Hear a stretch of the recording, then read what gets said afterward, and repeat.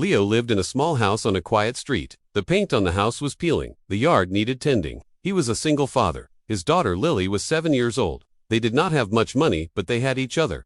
Leo worked 2 jobs. He was a mechanic during the day. He was a delivery driver at night. He did this for his daughter. She was his world. One night a storm hit their town. The rain was heavy. The wind howled through the trees. The power flickered and went out. Lily was afraid of the dark. Leo lit some candles. He told her stories to keep her calm. The stories were about brave knights and dragons. The stories were about faraway lands. Suddenly there was a knock on the door. It was a soft knock. It was a strange knock for such a fierce storm. Leo hesitated. He did not know who could be out there. He opened the door. 2 small girls stood on his porch. They looked to be about Lily's age. They were identical twins. Their hair was long and brown. Their eyes were wide with fear. Their clothes were expensive. The fabric was silk. The jackets were tailored. They did not have jackets now though. They were soaked to the bone. They were shivering. Leo was not sure what to do. The girls did not say a word. They just stood there. Their eyes were fixed on him. Their faces were pale. He could not leave them in the storm. He opened the door wider. "Come in," he said. "You will catch a cold out here." The girls came inside. They did not make a sound. They did not speak a single word. They just stood in the hallway dripping water onto the floor. Leo was confused. Where were their parents? What were they doing out in a storm like this? "Are you lost?" he asked. The girls just shook their heads. They did not answer him. They just looked at him with those big silent eyes. Leo did not know what to do. He found some old clothes of Lily's. They were a bit big for the girls, but they were dry. He gave them towels. He found some blankets. He led them to the living room. Lily was sitting on the floor with her toys. She was looking at the twins. Lily was not afraid of them. She smiled at them. Leo was a poor man. He did not have much food in the pantry. He had some bread. He had a can of soup. He made the soup for the girls. They ate it slowly. They were polite. They were well. They did not ask for anything else. They did not complain. After they ate, they sat on the sofa. They were wrapped in blankets. They were watching Lily play with her dolls. They still did not speak. "Do you know your names?" Leo asked. They did not respond. "Do you know where you live?" They did not respond. It was strange. It was unsettling. But Leo was a good man. He did not abandon people. He did not abandon children. He let them stay. He knew he would have to call the police in the morning. For now they were safe. They were warm. They were not alone. He made a makeshift bed for them on the living room floor. Lily helped him.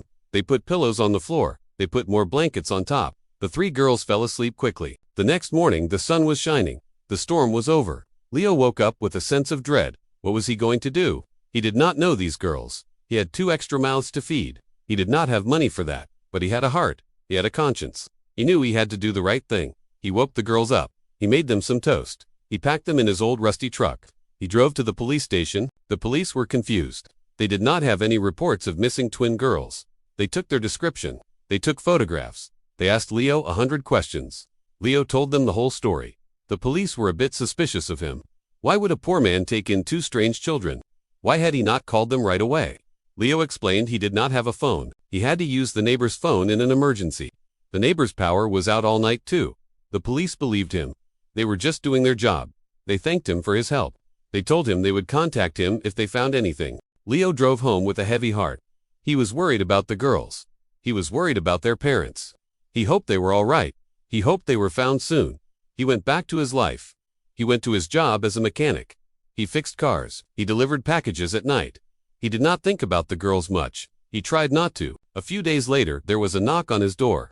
It was the police again. A detective was with them. The detective had a newspaper in his hand. The front page had a picture of 2 girls. It was the twins.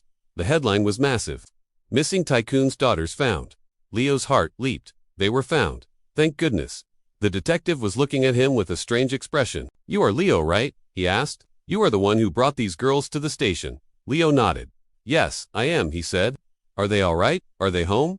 The detective smiled. "They are at home, and their father would like to meet you. He has been looking for them for days.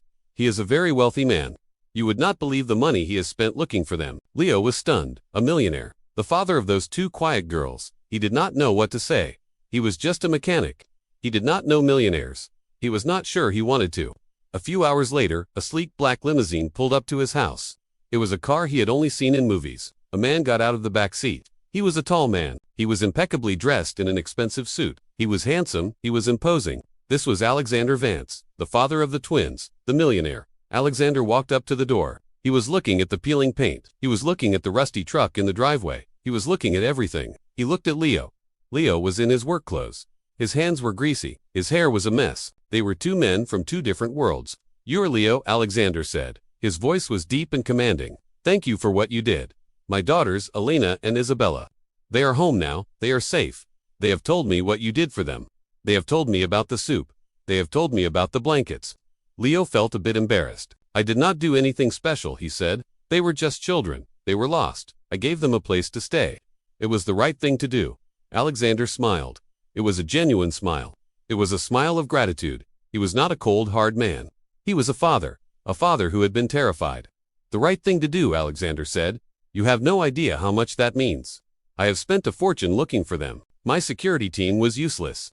They were focused on a kidnapping. They were focused on an extortion plot. They did not even think to check if they had simply wandered away during the storm. They were looking for them in the wrong places. You, a man with nothing. You, a man who did not know them. You took them in. You protected them."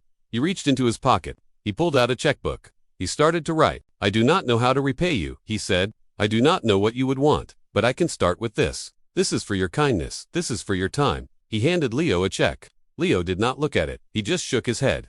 "I do not want your money," Leo said. "I did not do it for money. I did it because they were children. I did it because it was the right thing to do." Alexander was shocked. He was taken aback. He was a man who was used to people wanting things from him. He was a man who was used to people being greedy. He was a man who was used to people taking whatever they could get. Leo's refusal of the money was a profound gesture. It was a testament to his character. It was an act of pure kindness. "But you must need it," Alexander said. "I can see you are a man of modest means. This check would change your life. This check would fix your house. This check would give your daughter everything she needs." Leo looked at him. "My daughter has everything she needs," he said. "She has a home. She has a father. She is loved. That is all that matters. You can keep your money.